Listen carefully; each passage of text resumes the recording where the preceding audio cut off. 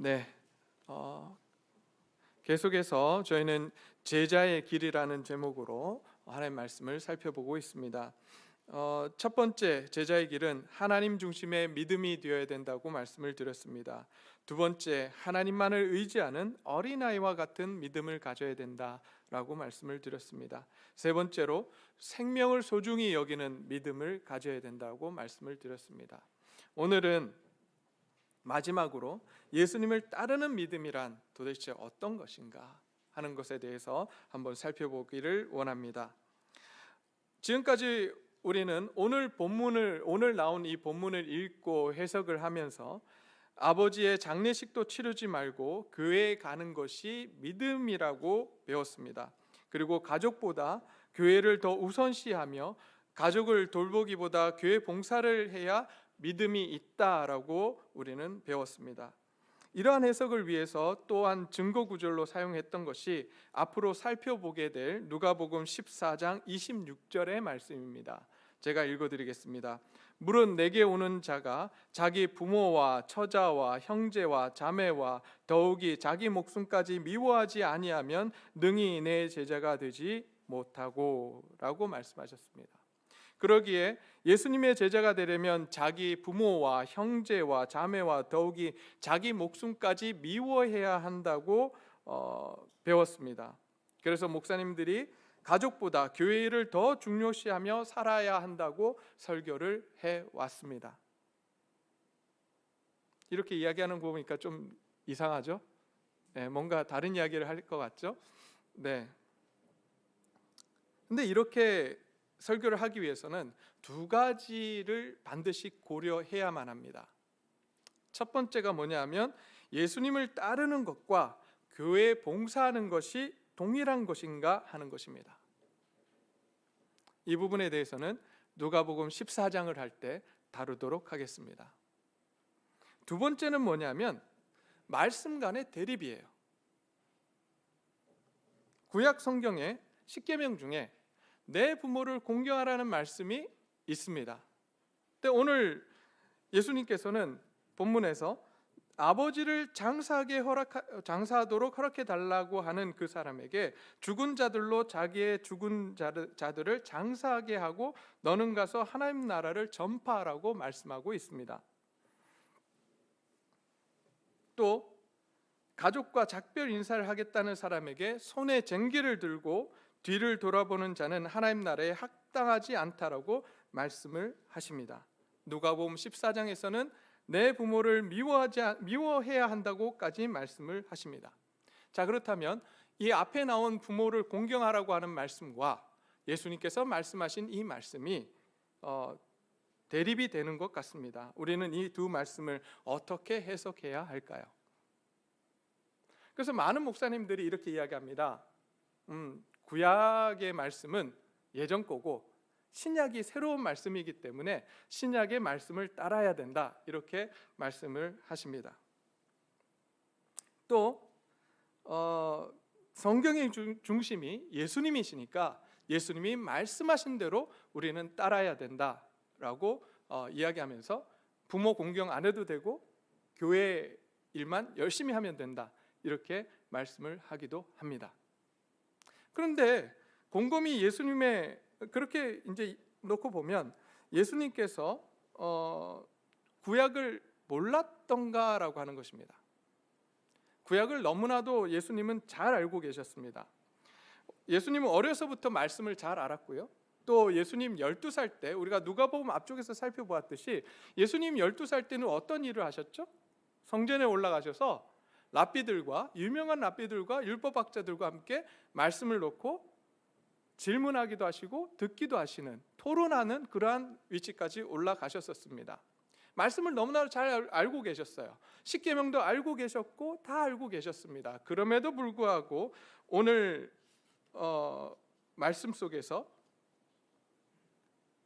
장사하는 것을 죽은 자들에게 맡겨놓고 나를 따르라, 혹은 내 가족에게 인사하겠다고 하는 사람에게 손에 쟁기를 들고 뒤를 돌아보는 것이 합당하지 않다라고 하신 말씀은 도대체 무슨 의미일지 오늘 한번 살펴보기를 원합니다. 또한 마태복음 5장 17절에서 20절까지의 말씀을 살펴보면 무슨 말씀을 하셨냐면 예수님께서는 율법을 폐하러 오신 분이 아니라 완전하게 하기 위해서 오셨다라고 말씀을 하셨습니다. 그러기에 구약의 말씀이고 신약의 말씀이기 때문에 우리는 신약의 말씀을 따라야 되고 예수님의 말씀이기 때문에 예수님의 말씀만 따라야 된다. 이 논리는 맞지 않습니다. 오히려 지금 예수님께서 우리는 그러한 것보다는 예수님께서 구약을 잘 알고 계셨음에도 불구하고 오늘 이러한 말씀을 하신 의도가 어디 있는지 그 의도성에 우리는 초점을 맞춰야 합니다. 실제로 예수님의 삶을 보게 되면 예수님은 예수님의 육신의 어머니 마리아를 굉장히 챙기셨던 모습을 볼 수가 있습니다. 요한복음 19장 26절로 27절의 말씀입니다. 제가 읽어드리겠습니다. 예수께서 자기 어머니와 사랑하는 제자가 그 곁에 있는 것을 보시고 자기 어머니께 말씀하시되 여자여 보소서 아들이니이다 하시고 또 그 제자에게 이르시되 보라 내 어머니라 하신대 그때부터 그 제자가 자기 집에 모시니라 라고 되어 있습니다. 예수님께서 십자가에서 달려서 죽음에 가까이 이르셨을 때에 지금 어머니를 챙기고 있는 모습을 보게 됩니다. 오늘 말씀대로 하자면 예수님께서는 그 어머니를 챙기시면 안 됩니다. 오히려 십자가 상에서 돌아가시기 전에 하나님의 나라와 하나님의 의를 부르짖으시면서 계속해서 하나님의 복음의 이야기를 해야만 하셨습니다. 근데 오늘 돌아가시기 바로 직전에 예수님께서는 그 육신의 어머니인 마리아를 챙기고 계시는 그러한 모습을 보게 됩니다. 그렇다면 과연 오늘 읽은 본문이 가족을 버리고 교회에 열심을 내라는 본문인지 또한 예수님께서 하신 말씀이 정말 가족보다 교회 봉사가 더 우선이라고 가르치는 것인지 우리는 한번 살펴보아야 합니다. 특별히 본문 속에서 예수님께서 이 말씀을 하신 의도가 어디 있는지 우리는 살펴보아야 할 것입니다.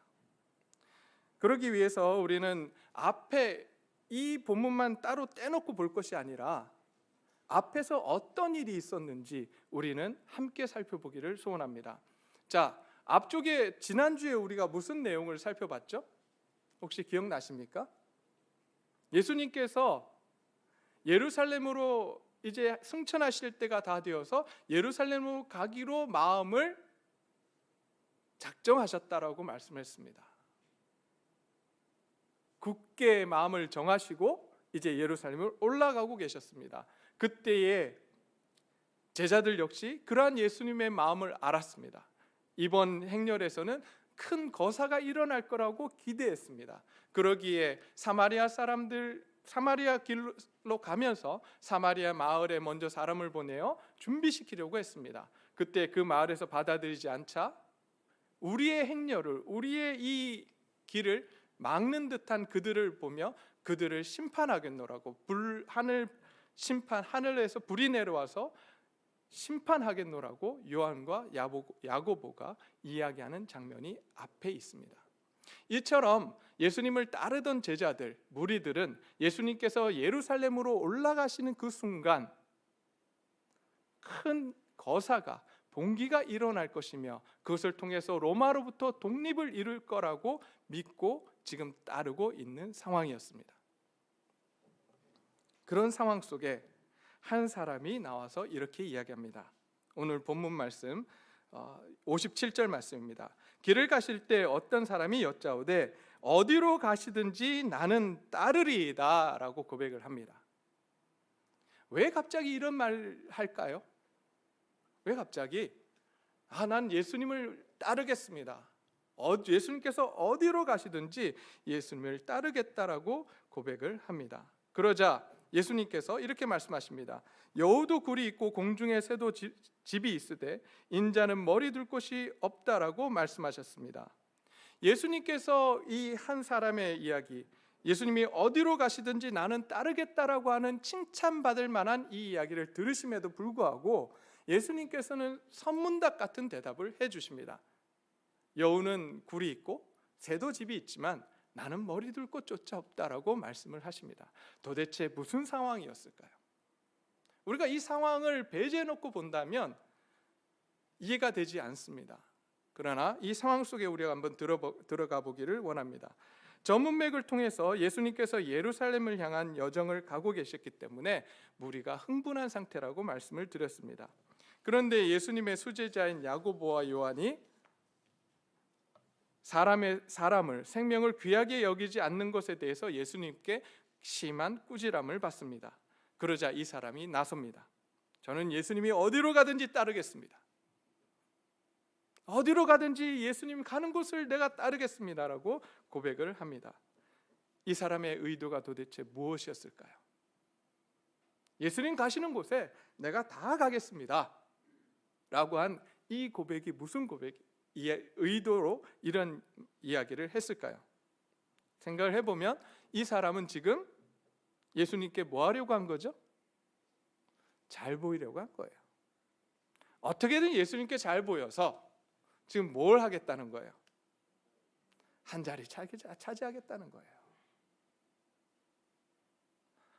그 의도를 예수님께서 아시고 지금 이렇게 말씀을 하시는 겁니다. 너는 지금 나를 따르겠다고 하는 것이 너의 부귀영화와 명예와 그리고 입신양명을 위해서 따르려고 하는 것이지, 근데 나는 내가 생각하는 그런 세상의 부귀영화와 입신양명, 권력은 없다라고 지금 말씀하고 있는 것입니다.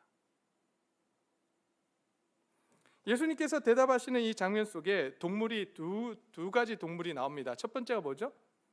여우. 두 번째가 새입니다. 우리는 이 말씀을 보면 아무런 느낌이 없습니다. 그죠? 여우인가 보다, 새인가 보다 이렇게 받아들여지시잖아요. 근데 사실 이 말씀을 하실 때 예수님은 의도를 갖고 계셨습니다. 이 당시를 살아가고 있던 사람들에게 여우하면 떠오르는 한 사람이 있었습니다. 그 사람이 누굴까요? 헤롯 대왕이에요. 헤롯이에요. 그 사람이 떠오르게 돼 있었어요. 그러니까 지금 여기서 여우가 굴이 있다라고 하는 것은 헤롯 대왕 너희들 알지? 그 사람 궁전도 가지고 있고 군사도 가지고 있고 명예도 가지고 있으며 부도 가지고 있는데 나는 그런 것 없다는 거예요. 자, 그 다음에 지금 공중에 새도 집이 있다라고 말씀을 하십니다. 새라고 하는 이 이야기를 들을 때 우리는 아무 느낌이 없습니다. 그러나 그 당시를 살아가던 사람들에게 이 새라고 하는 이야기를 하면 한 형상이 떠오릅니다. 그것은 어떤 형상이냐면 독수리예요. 그 당시 독수리의 형상은 무엇을 의미했느냐? 바로 로마 제국을 의미했고 로마 제국의 황제를 상징했습니다. 우리는 그 느낌이 없지만 그 당시에 살아가던 사람들에겐 너무나도 당연한 이야기였습니다. 그러기에 지금 예수님께서는 로마 황제가 가지고 있는 궁전과 로마 황제가 가지고 있는 그 권력과 군사력, 이 모든 것이 그들은 있지만 나는 그런 것이 없다라고 지금 말씀을 해주고 있는 것입니다. 그럼에도 불구하고 네가 나를 따르겠느냐? 라고 물으시는 거예요. 네가 생각하는 부귀영화, 입신양명이 내게는 없는데 그럼에도 불구하고 나를 따르겠니?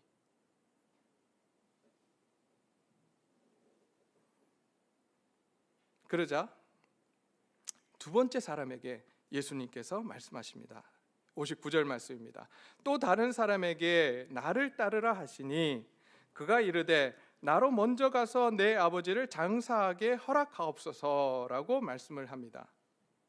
자, 이 사람은 이 앞에 사람과 다른 반응을 보입니다. 앞에 사람은 어디로 가든지 내가 주님을 따르겠습니다라고 했는데 이 사람은 뭐라 그래요?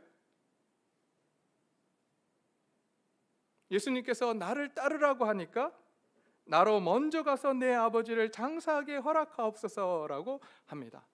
왜 이렇게 반응했을까요? 예수님의 이야기를 들은 거예요. 어떤 이야기요?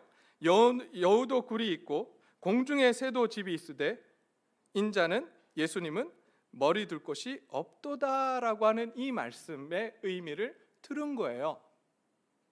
그러니까 예수님을 따르라고 하는 예수님의 그 명령 속에 멈칫하는 거예요.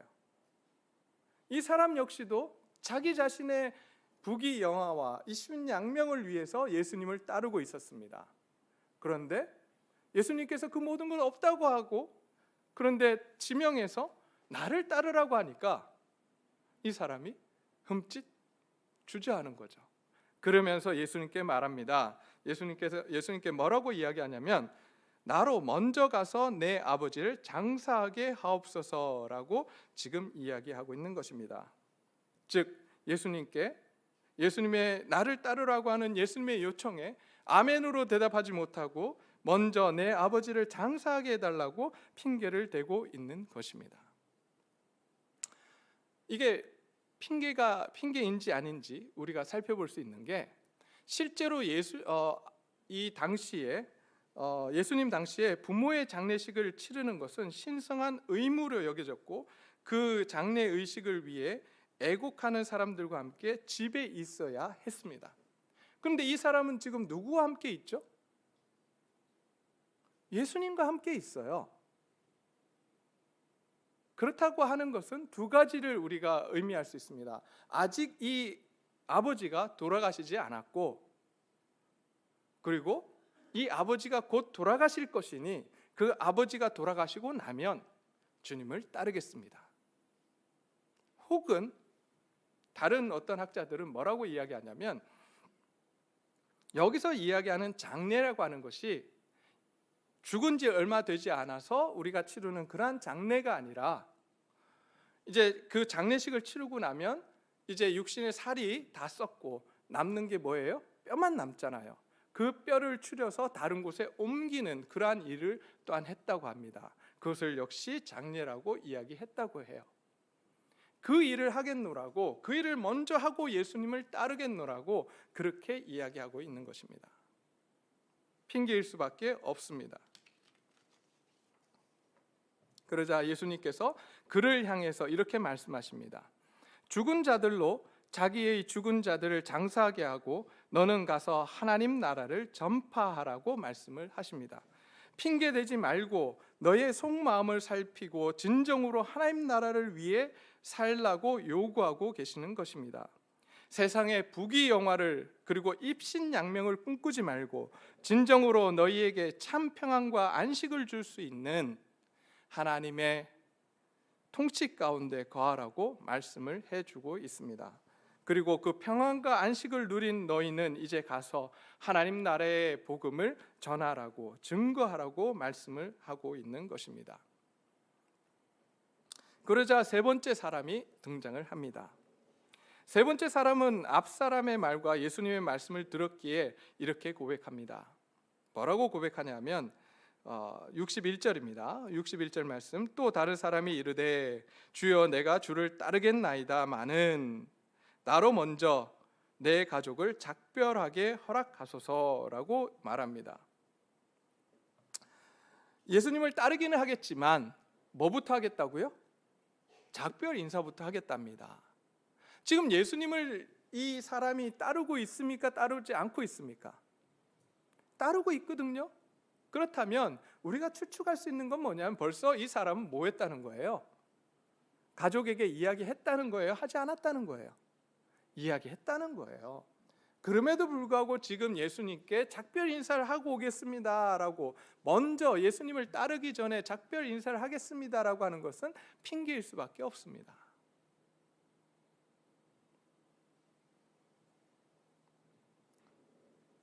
다시 한번 생각해 보겠다는 겁니다. 예수님을 따르는 것을 생각해 보고 따를지 말지 결정하겠다는 겁니다. 왜 이렇게 됐죠? 예수님께서 말씀하신 그 말씀, 여우도 굴이 있고 새도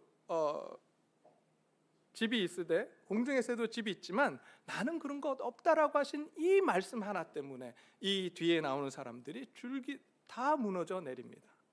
핑계를 대기 시작합니다. 그러자 이런 그에게 예수님께서 이렇게 대답하십니다. 손에 쟁기를 잡고 뒤를 돌아보는 자는 하나님 나라에 합당하지 않다. 예수님을 따르기 위해 손에 잡고 있던 쟁기를 놓아야 된다라고 말씀을 하시는 겁니다. 여기서 손에 쟁기를 잡고 있다, 이게 무슨 말일까요? 여전히 먹고 사는 문제를 걱정하고 그것 때문에 근심하고 걱정하는 그 상황에 있는 거예요. 그리고 속마음, 숨겨진, 예수님을 따른다고 하고 있지만 속마음은 무엇을 위한 거예요? 세상의 명예, 부, 권력을 추구하고 있는 모습을 이야기하고 있는 것입니다. 그때 쟁기를 놓아야 된다라고 말씀합니다. 그리고 뒤를 돌아보지 말라라고 하십니다. 세상에 미련을 남겨두지 말라라고 하십니다. 그리고 이제 주님을 따르라고 요구하십니다. 내가 진정 예수님을 믿고 따르려고 하는가? 그렇다면 너의 숨겨진 의도가 무엇인지 먼저 살펴보라고 말씀을 해주고 있습니다. 그 숨겨진 의도를 내려놓고 예수님을 따르라고 말씀하십니다. 그 세상의 욕망과 욕심을 내려놓고 하나님 나라를 위해 살아가라고 요구하고 계시는 것입니다.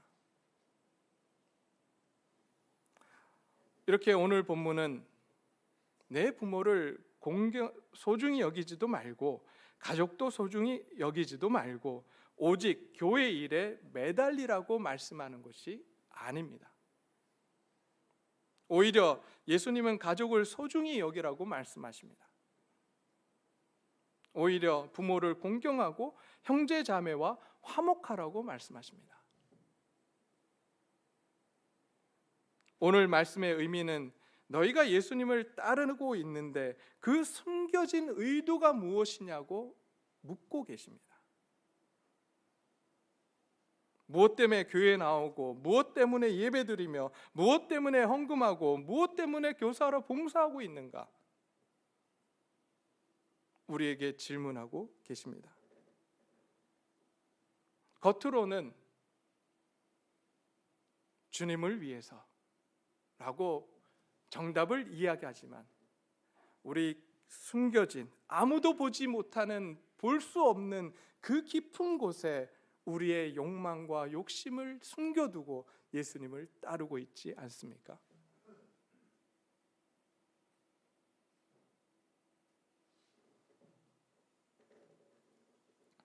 이제 세상의 욕망과 욕심을 따라 예수님을 믿고 따르는 것이 아니라 오직 예수님의 은혜와 하나님의 사랑 때문에 예수님을 따르는 저와 여러분들이 되시기를 소원합니다. 그 은혜와 사랑에 매여서 우리가 믿음 생활을 해야지 넘어지지 않습니다.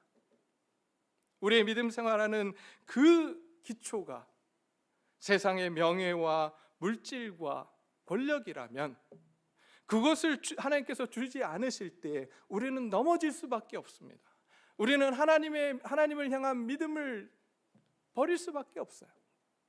그러나 우리가 예수님을 따르고 우리가 하나님을 예배하는 이유가 나를 구원하신 그 사랑과 은혜라면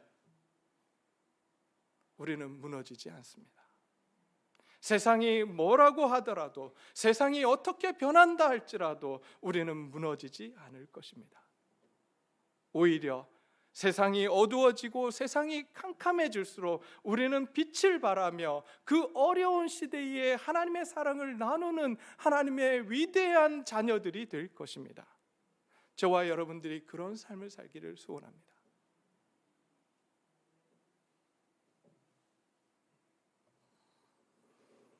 그런데 참 감사해요. 이런 핑계대는 이 제자들, 성경은 이 제자들이 이 이야기를 했던 사람들이 어떻게 됐는지 기록해 두고 있진 않습니다. 그러나 우리가 계속해서 봐온 예수님으로 봐서 이들을 버리지 아니하시고 이들을 끝까지 붙드셨을 거라고 저는 믿어 의심치 않습니다. 그 다음 장면이 어떻게 이루어지냐면 예수님께서 70인을 세우시고 파송합니다. 그리고 하나님 나라의 능력을 경험하게 하십니다. 저는 이들 가운데 이 제자들이 있었을 것이라고 믿습니다. 그리고 이제 성령이 오시는 그 날 120문도가 함께 기도했던 그 자리에 아마 이들이 있었을 거라고 믿습니다. 그리고 이들은 그 성령의 임재하심에 따라서 하나님 나라를 위해서 자기의 생명을 버리는 그러한 일을 했을 것입니다. 어쩌면 오늘 이 자리에 앉아있는 저와 여러분이 여기 나오는 이 세 사람처럼 잘못된 의도를 가지고 지금까지 예수님을 쫓아왔는지도 모르겠습니다. 그러나 이제 하나님의 은혜와 사랑 가운데 우리가 그 숨겨진 의도들을 하나님 앞에 내려놓고 주님을 따르기를 원합니다. 그렇다면 하나님께서 우리를 버리지 아니하시며 우리를 통해서 하나님의 놀라운 능력을 행해 가실 것입니다. 우리가 그 일을 함께 바라볼 수 있었으면 좋겠습니다. 그 날을 위해 하나님께서 일하실, 우리를 통해서 일하실 그 날을 위해 우리가 한 걸음 한 걸음 주님 앞에 나아가는 그러한 저와 여러분이 되시기를 소원합니다. 함께 기도하기를 원합니다.